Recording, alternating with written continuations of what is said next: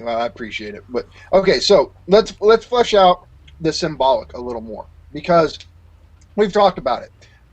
Rules, norms, values, law, prohibitions. These all depend on language. They're all signifiers, right? I mean, we can't really make sense of uh, the idea that you shouldn't kill somebody, right? Thou shalt not kill. How does that exist without language, right? It's determined. Language is required for that thought, for that idea, and so what we consider to be ideas, even thoughts, uh, all of this depends on language, and so primarily the symbolic order, which he also calls the big other, is language. He also calls it the battery of signifiers, right? It's where all the signifiers are collected. It's all where all the words. And so, what Lacan brings to the table, you know this, so sir, Lacan based his theory of language, or we should even say his theory of signs, his semiotics, on Saussure's theory of linguistics, his theory of sign semiology. And for Saussure, he believes that a sign, let's say the word cat, right? The word cat is comprised of two fundamental aspects. It depends on the literal mark, the literal word, what we call the word cat, right? This is the signifier, C-A-T, right? And for Saussure, the primary signifier isn't when we even write it, like Dave is doing right now. It's that acoustic. He calls it an acoustic image, but it's not really an image. When you're not talking, you can think to yourself the word cat, and you can hear yourself say it in your mind. You don't audibly say it, but you can still, in a sense, you can hear yourself talk to yourself. That's what he thinks a signifier primarily is this inaudible signifier that you can hear yourself say. But so a signifier is not reducible to literal marks, actual marks. But essentially, to simplify it, the signifier is the physical mark. So it's either the audible speaking of the word cat, or it's the writing of the word cat. That's the signifier. What the signified is the concept that's attached to it. So for Saussure, there's the signifier cat, and then there's the signified cat, and the signified cat is just merely the concept of cat, the image of catness, right? For Saussure, it's as if when there's a little image, like a stick drawing, I guess you could say, of a cat, right? And that is the concept of cat for Saussure. Well, Lacan accepts a lot of this, and his semiotics, and Lacan, as far as I know, he didn't really call his theory of language or anything semiotics, but I'm using it as a generic term here for his theory of signs. What Lacan introduces is the primacy of the signifier. So Saussure thought there was a one-to-one correlation between a signifier and a signified, and that one-to-one correlation together formed a sign. A sign is a signifier and a signified. But what Lacan showed, and this comes out of his work in the clinic, this comes from his work dealing with patients every day, with them free associating, or at least attempting to free associate while doing psychoanalysis. And so he develops what he calls the primacy of the signifier. For Saussure, he feels like there's a certain, not equality, but the signifier and the signified are just as important for the production of meaning, for our ability to speak. Whereas for Lacan, he puts the emphasis on the signifier.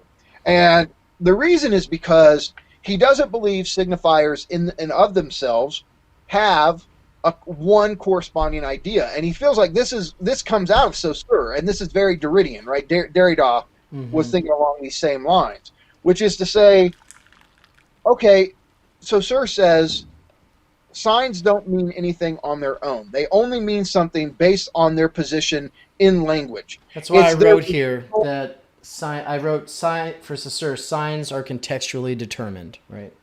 Exactly, but the best way to put it is they're differential. it's precisely their differences between. It's the difference between the word cat, tree, dog, human, right? It's a system of differences, and the identity of the word cat actually depends on its its linguistic and conceptual differences between itself and all the other words in language. And so for Heidegger, right? You go back to Heidegger and Being and Time. Heidegger says there is no such thing as an equipment, as a tool, right? To have a hammer, yeah, you can view it as some pure chunk of matter, but the hammer in its full hammerness requires boards and nails. The hammer depends on other pieces of equipment for it to be the piece of equipment that it is. Well, Saussure has a very similar theory when it comes to signs. Signs only mean something based on their relation or their difference to other signs. Right. And so both Lacan and Derrida say, yeah, that's right, but Saussure failed to take this to its logical conclusion, which is to say each sign doesn't have some pure isolatable concept attached to it. It's other signifiers being connected to other signifiers that produce signification. That's where conceptual meaning comes into play. It's how you arrange signifiers among themselves. So I'll give you basic examples, right? I put together a little list. And the list is comprised of a series of statements. I love this, I love that. Now think of how different you register what the I means. You'll go through this list and you're going to go, well, the I takes on drastically different meanings based on how it's connected to other signifiers. So the first one, right? I love Christianity. Now the I that says that, you get a certain concept of what's behind that, right? So I love Christianity. But imagine somebody saying, I love Hitler. Now imagine somebody saying, I love football. Or somebody saying, I love Tumblr. Or somebody saying, I love pornography. Or somebody saying, I love Lacanian psychoanalysis. You can try to act like... Are you just looking at things in your room and saying that you love them? Oh, there it is. You caught me. But no, you see that the I in each case, you get a drastically different concept of the subject in question based on the signifier that follows it, right? Right. And so, and here's the thing, even if somebody was to say, well, you're talking about the particularity of the I, what about I-ness in general? Even then, you still have to go to other signifiers to even begin to make sense of what I means. And so Lacan, this is one of his famous ideas. In analysis, the signifier is what truly matters. And think about it, when you have a parapraxis, right? When you have a slip of the tongue. What's analysis? I used to not know this. Yeah. What is analysis? Well, it's psychoanalysis. So therapy. Yeah, exactly. Okay.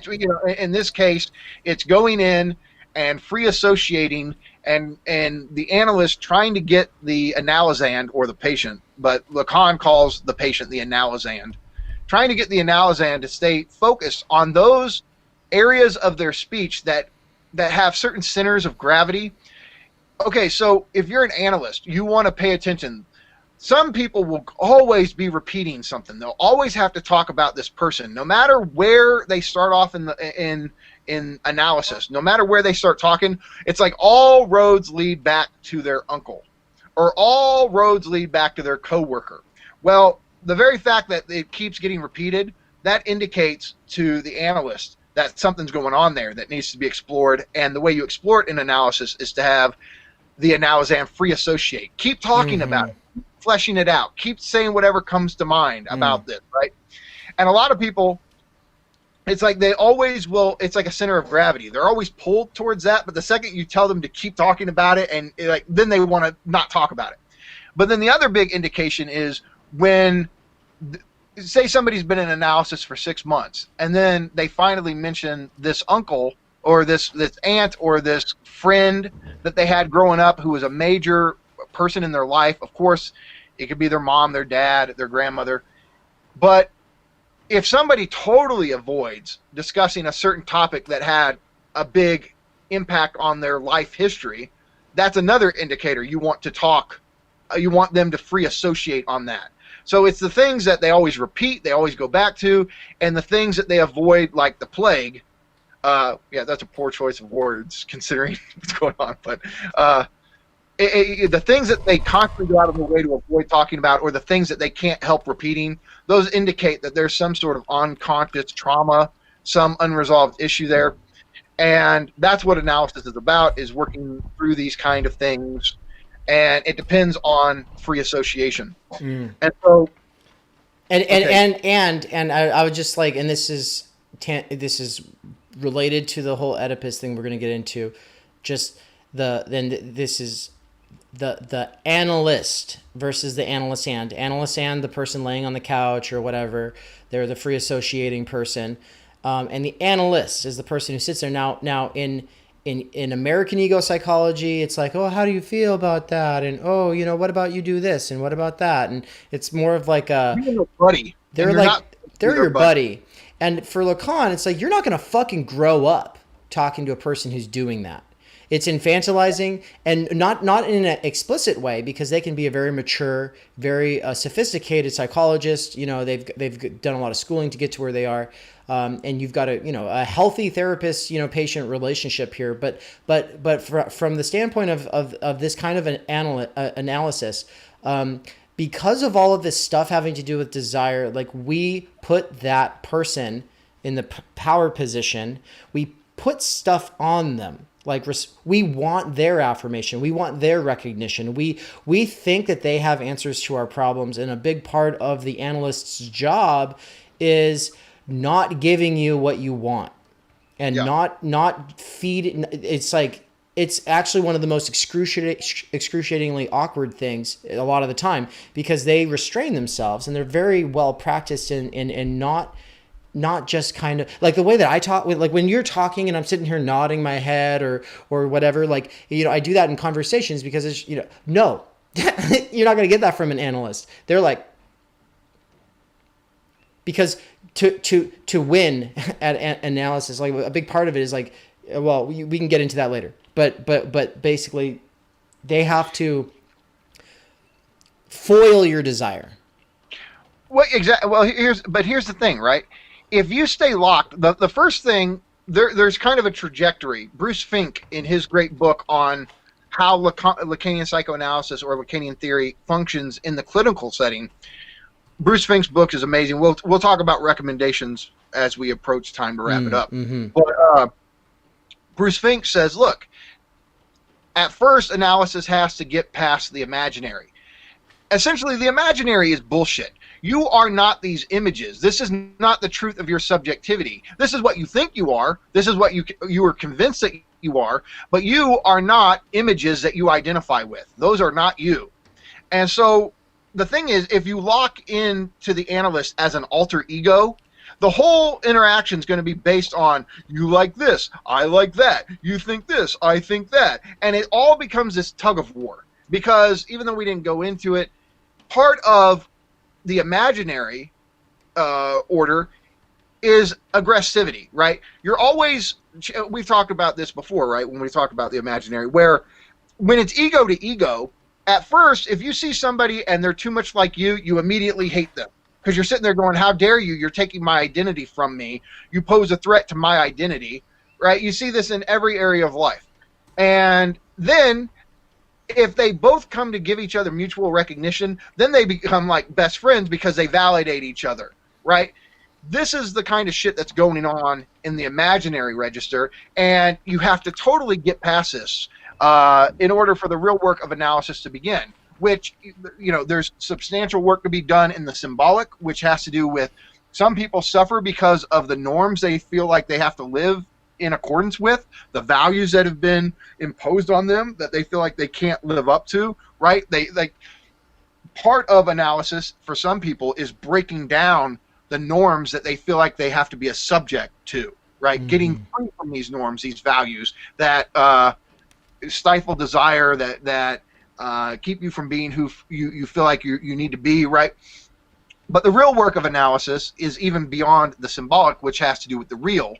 And in this context, it means all of those repressed traumas, all of that unconscious baggage, all of those unconscious unresolved issues that you haven't worked through that continue to affect you and shape your life in negative ways, right? So, I mean, a basic example would be, imagine somebody who, in their romantic life, they always date the same kind of person, and yet this type, is highly problematic, leads them to live a life of dysfunction. And so there's unconscious mechanisms at work that causes a person to desire this type that actually prevents their pleasure, prevents them from living a fulfilling life. And those kind of dynamics are in the real, right? They're unconscious. They're not part of our conscious or even pre-conscious reality. And though that's where like the real work of analysis has to go. And so that is where analysis starts focusing on your unconscious desire, your drives, your fundamental fantasies, that sort of thing. And those are all for us, those are all out of conscious, pre-conscious awareness. And so the real aspect of analysis, the main meat of the work, is to be done on the real. But it's almost like a dialectic. You start with the imaginary, and of course, Lacanian analysts don't want to talk. They talk as little as they possibly can, right? They want you, the patient, the analysan, to free associate as much as you can. Why? Because they don't have the key to your unconscious. You have it. The knowledge to what's going on with you is in you, not in the analyst. The analyst just is there to serve a pure function to facilitate you coming to this awareness for yourself. But they don't have the knowledge, you do. And like yet, sort of sounding board. Yeah, we've talked about it before. Like, this is where you have to go into analysis duped. You have to go in believing that the analyst is the big other, in this sense, the one who knows, the one who has all the answers, in order to get anything out of it. And even though the analyst isn't the big other, the analyst doesn't have all the knowledge. It doesn't have any knowledge of your unconscious to begin with. And so only the duped, only those who go in expecting something from the analyst that the analyst doesn't have, can actually achieve something in analysis.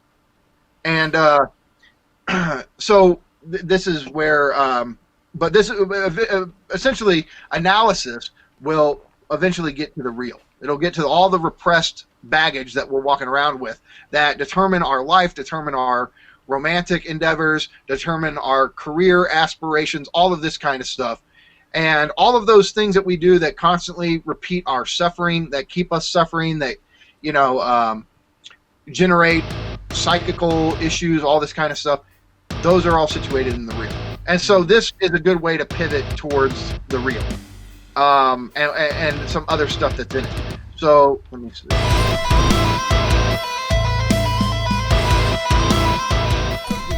We interrupt this conversation for a quick message from our sponsors. You may recognize this conversation from the past because it is actually a piece of a longer live stream. So what I've done is I've edited the conversations I had with Mikey down into smaller chunks, and I will be releasing those serially until the launch of the Slavoj Žižek's For They Know Not What They Do course, taught by Michael Downs and myself. I will be asking him the questions and hystericizing him, along with a cohort of people who will be joining us live and in the forums as we do a close reading of what Slavoj Žižek claims is his most important theoretical work, more important than sublime objective ideology by far.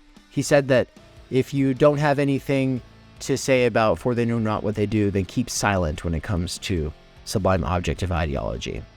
But we don't just do close, thorough, hardcore readings. We also have some more introductory stuff. And so if you go to theory-underground.com/events, then you'll be able to see the dates of all of the upcoming events. You see that the Idea of the University, taught by myself, Brian, and a couple of educators who are very close to me. And we wanted to focus on Karl Jasper's short work, The Idea of the University, as a way to start the year, but it's also a way for Theory Underground to get off on the right track. January 25th is the Professional Managerial Class Consciousness course that I'm co-teaching with Elton LK of the Working Class Intelligentsia podcast. And then in February, on the 25th of February, launches Zizek's For They Know Not What They Do. Mikey has spent 2 decades getting himself to the point where he feels confident enough to teach this book. And I think that humility and effort that he's put in is something that we can all learn from. I mean, come on. He's like our own homegrown Zizek. He's like our own national treasure. I think that we really ought to uplift him and give credit where it's due, not just take him for granted and act like, we don't need to. So that's a part of the reason actually why I really appreciate Brian Becker from Singularity to Eliminate podcast. He's done a lot of amazing teaching work himself. A lot of people read the blog and then don't give credit where it's due. And that would be fine if he had a cushy academic career with tenure and all that. But he doesn't. He's working in a warehouse, supporting his mom. We need to hashtag free Mikey from wage labor so that he can spend more time doing what his passion is, which is teaching philosophy and theory, writing books. That's what we want. More of these kinds of conversations. Make it possible. Make a donation. 5, 15, 20, 50, 100. Make the donation today. Please. It means a lot. Words are cheap. Money? That's where it matters. Get your skin in the game. Show Mikey you care. I hope that we'll get to do a lot more of this in the near future. And then the last thing, I'm doing a countrywide tour this year. I will be on the East Coast. I will be on the West Coast. And I will be everywhere in between.